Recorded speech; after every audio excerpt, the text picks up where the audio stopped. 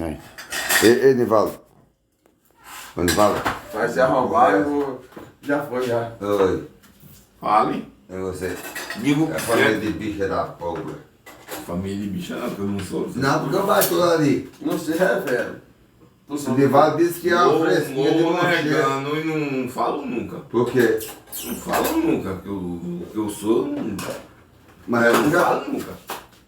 Mas essa baciazinha. Vai dividir com a prima, com a... Tu é o que dele aí?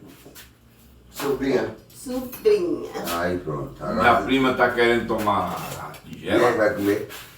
Você comendo prato roça? Tô pra comer por causa disso. Tá comendo, minha prima quer tomar a tigela. Mas você... Como fala tigela? Pelo amor de Deus. não. Onde que Deixa eu ela dar vai mão. pimenta?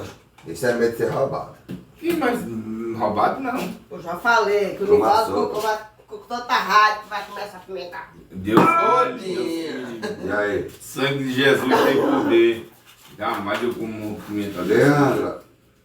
Para com isso, você tá nervoso. Não precisa fazer assim. Nivaldo tá tão gostosa. Eu tô, da verdade, eu tô sentindo que a pior coisa da vida que um parente não podia sentir pelos outros. Com a raiva que eu tô de vocês. Ah, se vocês ficassem pra Maria Fumaça passar por cima de vocês. Pra não dizer que era parente meu. Maria Fumaça. Sim. Eu não tenho frescura dele. Você fala porque...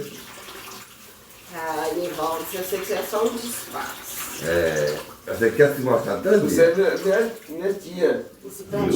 Esse pratinho rosa Eu aí não sei te se você fala, pegou. tia. Ô, coisa gostosa. Me deixa em Eu paz. olhei assim, ó. Você olhei assim, eu fiquei tão nervoso. Dá um murro na boca. Aí você vai ficar nervoso, meu papai. Isso é conversa. Deixa eu, vai. Isso é